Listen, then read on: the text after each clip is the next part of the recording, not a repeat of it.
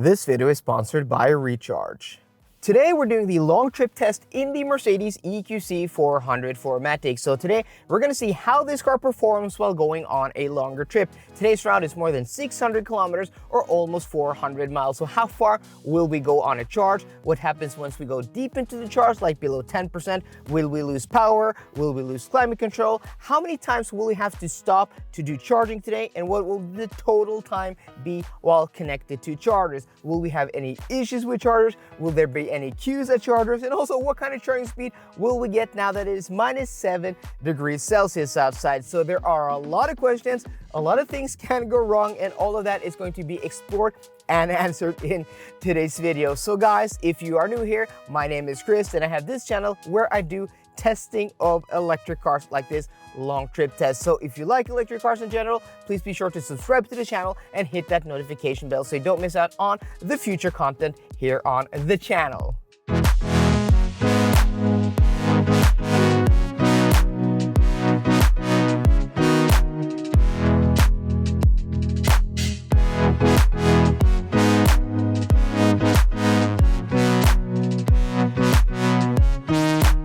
We've now been on the road for a little more than an hour and 8 minutes, and we have covered 121 kilometers.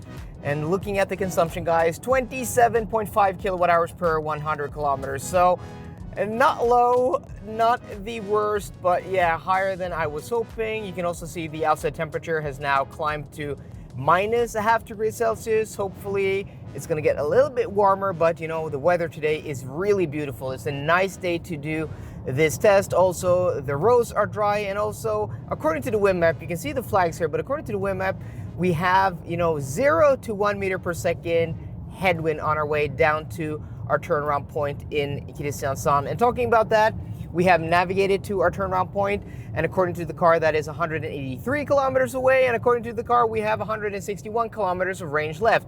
So we're not gonna make it, and the car knows that, so that's why the car has, put in a charging stop with its route planning in the navigation system. So route planning is pretty decent in this EQC.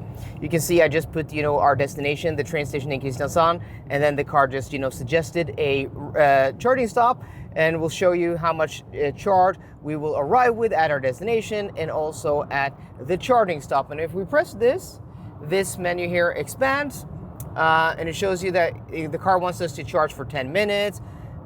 From what time to what time. We can also press here to get more information. This isn't as good as, the newest, the EQS and EQE, EQS SUV with, the updated MBUX, because that has more real estate, but it's still pretty decent.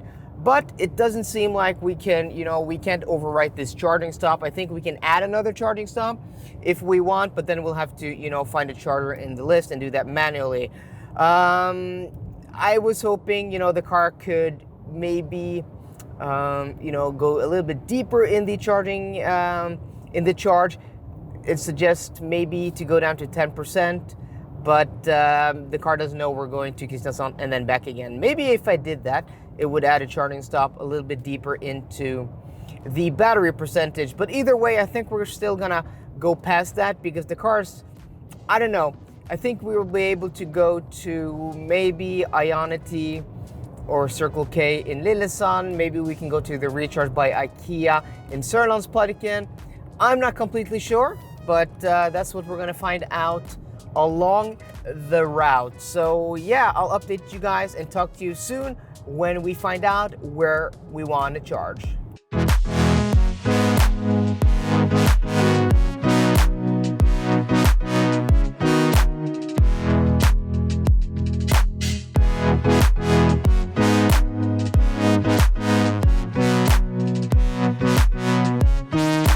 Just listen, guys.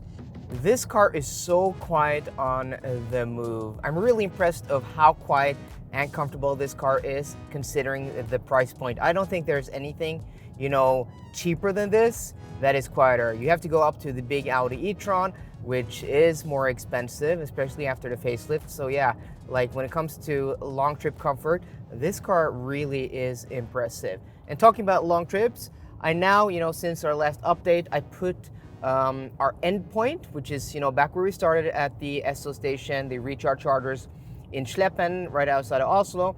And then I put the train station in Kristiansand as a waypoint. And the car does all of the route planning. So it says we're gonna have to stop in 10 kilometers. Then we have 12% battery. And if I open that, you can see that's our endpoint. And this first charging stop, the car wants to charge for 36 minutes. And then it wants to do another charge stop for 32 minutes. So this isn't as good as the big EQ cars, you know, the EQS and EQE, EQS SUV, because like what is this charger? You have to scroll all the way down here, 150 kilowatt charger and the vacancy, and then here it's a mad charger. So I don't want to go to that charger because I want to go a little bit deeper into the charge. I want to go to the EX station in Lillesand, to the EON chargers. If they are occupied, we have Circle K chargers. On the other side, if those are occupied, we have Ionity chargers. And if those are occupied, we have Tesla superchargers. So yeah, we have like 3 backup contingencies there. But we're gonna go to the EON. I think it's gonna be, I think they're gonna be vacant. I checked the vacancy like 20 minutes ago, and all seem to be vacant, like 4 or 6 of those chargers.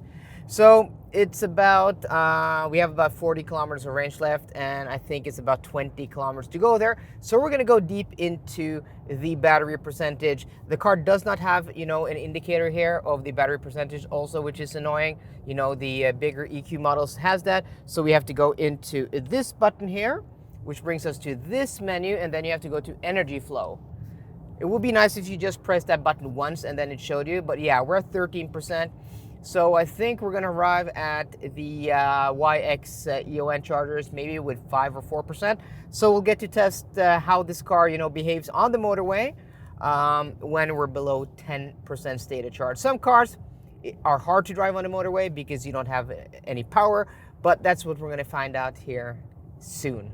We're now at 4% stated charge, and we don't have a problem going 110 kilometers an hour, while there is a slight incline here on the motorway. Even though we just got a message that the power is reduced, we still can go on the motorway at motorway speed, so that's really nice. But okay, let's go back to the navigation system here, because we passed the charging point that the car wanted us to do, and the navigation system just gave up. Now it's like 2 hours delayed. We're gonna go and exit here, but now all the charging stops are gone. The car couldn't find any more chargers, which is really strange because we have, you know, the EON chargers over on this side of the road at the YX, and then over there by the Circle K, there are Circle K chargers, Ionity chargers, which is, you know, Mercedes is one of the owners of the Ionity charging network, and the car doesn't know about these, which is really weird, at least not automatically in the route planning. And you also have Tesla superchargers over there. So yeah, if you don't know where you're going, if you don't know where there are chargers, if you're not familiar with the road, just follow the navigation system. Yeah, and here, isn't that a Predator? Isn't that a Predator? Look at that, that's insane. That's a Predator. Wow, okay. But okay, we're gonna go to these chargers here. We have the charging port on the rear right side. So we're gonna back up in here, into this one. Let's do that. We have a nice backup camera. Okay, like this. And these are 175 kilowatt chargers. This car only has a peak charging speed of 110 kilowatts, so that should be fine enough. Put the car into park, and let's check out the consumption. Oh, the car doesn't want to give us the screen. Okay, but let's check the battery percentage first then. Okay, so we are at 4% state of charge, and the car won't let me, look at this, the car won't let me remove that. Okay, but if we put the car into park then, turn off the ignition. Will you show us? Nope, doesn't want to show us. But okay, we have 10, there we go. No, okay. Okay, come on. Oh no, there, this one. From reset. So 26.4 kilowatt hours per 100 kilometers, and we were able to go 280 kilometers on this charge with 4% and 10 kilometers to spare. As I said, the charge port is on the rear right side of this EQC, and to be able to open this is powered. You'll have to turn off the ignition. If you just hop out of the car, don't turn off the ignition, this is locked. So we're now connected, we're now charging. We're at 3% according to the car, and we're at 29 kilowatts. So it's about 5 degrees Celsius outside now. The temperature is much warmer than when we started this morning with -7 or -8. So hopefully we have some heat in the battery, but this car, as far as I could find out, does not have any active preheating, not via the navigation system or manually. So we should expect to get maybe around 100 kilowatts if we're lucky. But yeah, we're getting 71 kilowatts. There we go, 104 kilowatts. Maybe we can do almost 110 if we're lucky. But yeah, 104. So I've calculated, I think we're probably gonna use around 210% today, maybe 220. So I think we're gonna have to do 2 charging stops, going to 60% every time. So I think we're gonna go to 60% here, disconnect, get on the way, and then try to calculate so we can find the next charging stop at around 60%. I think that should be sufficient. That gives us, well, 100 of what we used, but we went down to 4 plus 60 plus 60, that's 120. So that's about 214, 215%, which I think should be enough. Welcome back to Kristiansand, guys, and what a beautiful and wonderful day to do this test this Saturday. I mean, the sun just makes me happy, and also this car is really nice to drive on this trip. It's so quiet and comfortable. I forgot how good the EQC really is, and this is after a week in the EQS SUV, guys, which is an awesome car. But okay, so average consumption 26.0 kilowatt hours per 100 kilometers, and according to the car, we've done 304 kilometers. We're going to do a U-turn here, and also we charged to 63%. And once we got started charging, the car came back to its senses, and now we have route planning. And we actually charged to 63% because the car said charge to 63%, you'll be able to go to your next charging stop, where we're going to charge at 28 minutes and charge we're going to arrive there with 13%. I'm going to try to go a little bit further. This car wants us to go to the Evony chargers by the Circle K in Bambla. They also have Circle K chargers there, but I think we're going to try to eke out another 10, 15 kilometers once we get there, so we can go to the recharge chargers in Rugtvedt, because, you know, going a little bit deeper into the charge means that we can get a little bit more of that charging speed. So we have a little bit of a buffer here. We have 2 alternatives at our charging stop, where we're going to charge where the car suggests us to charge, and then we can monitor it. If we, you know, use more battery, well, we'll have to stop somewhere before, but I think the car's going to be very, very accurate. And also, if we use less, if we have enough charge, we can go a little bit further. So we have, you know, the recharge chargers in Bambla, in Rugtvedt, and if we still have a little bit more charge, we can go to the Circle K chargers by Skien. So we do have a few alternatives. But okay, this navigation system, as I said, is pretty good. As I said probably several times in this video, it's not as good as the one in the big Mercedes EQ, the EQE, EQS, EQS SUV, and I'm assuming the EQE SUV, which is the same as the EQE. But it is pretty close, and that is one of the best navigation system and route planning of any car I have driven. And this being this close, yeah, that's very, very impressive. And also, I forgot how good this is. The screen's a little bit small. I wish the screen was a little bit bigger to have more real estate, but you know, it's fine. It would be just a little bit better if we could, you know, have more stuff on the screen like the bigger cars. But okay, enough about that. We are now heading back towards Oslo, and let's see if this consumption rises or drops. It's going to be interesting because according to the wind map, we do have a tailwind on our way back of about 0 to 1 meters per second.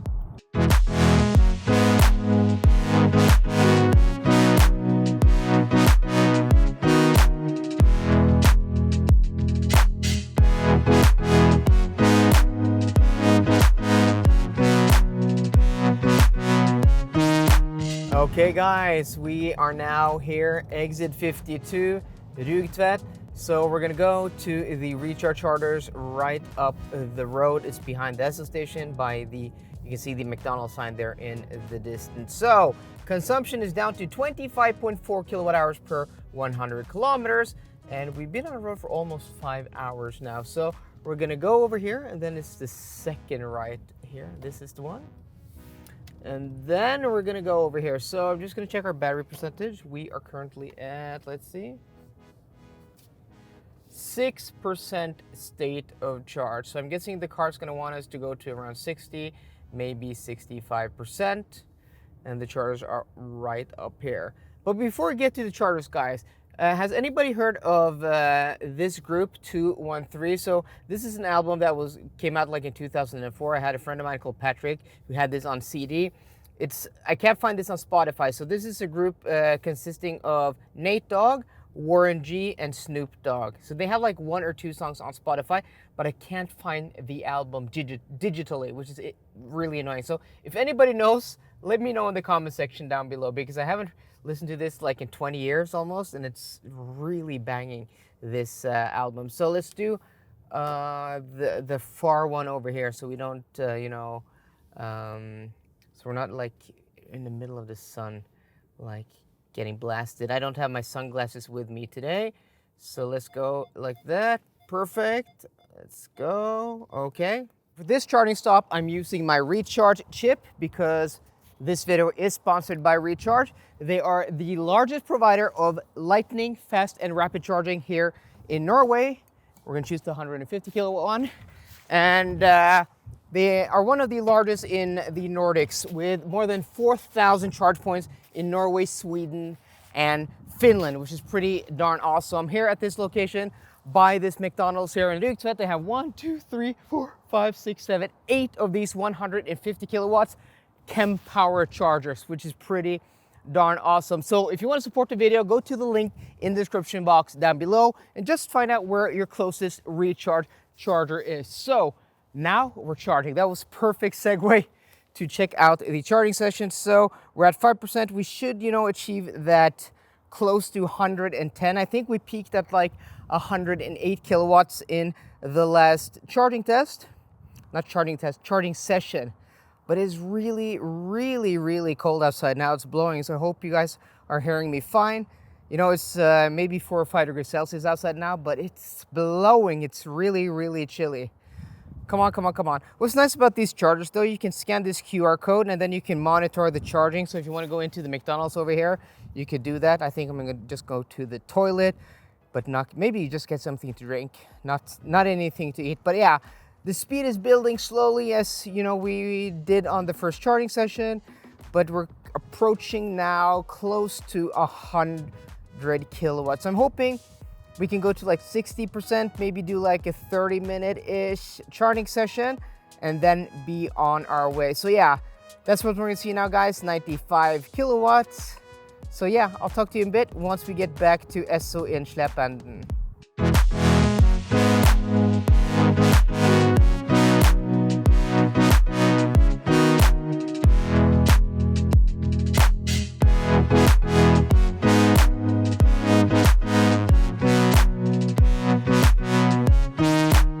Welcome back to our starting point, back here at the Recharge chargers at the Esso station in Släppen, where we started this test earlier today. And we managed to get back here before the sun set completely. So it's still a little bit light out, which is really, really nice. And in a few weeks, we are switching to summertime, which means, yeah, it's gonna be really light at this time. It'll only get lighter and lighter the closer to summer we get. But okay, enough about that. We arrived here with 4% stated charge. We charged to 58%, giving us a buffer of, 5%. But we arrived here with 4 and 12 kilometers of range left. Also, total consumption ended at 25.7 kilowatt hours per 100 kilometers. But you're here at the end of the video because you want to know how many minutes, how long time we spent charging today. And the EQC 400 4MATIC, now in wintertime, pretty cold conditions today. I mean, it wasn't the coldest after we left here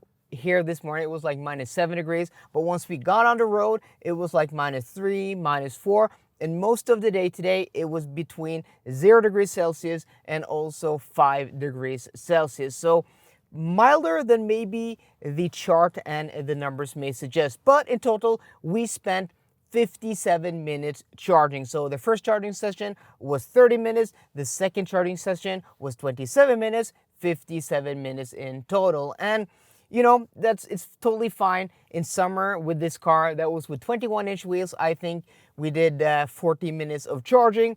So it's not too bad considering it's much colder today. It's winter, though the conditions were very, very nice. But I have to say, as nice as this car is to drive on a long trip, and it is, the seats may be a little bit hard for my bottom. I prefer a little bit more cushioning, but other than that, it's comfortable. It has massage, so you know I can get my back going if I'm a little bit stiff.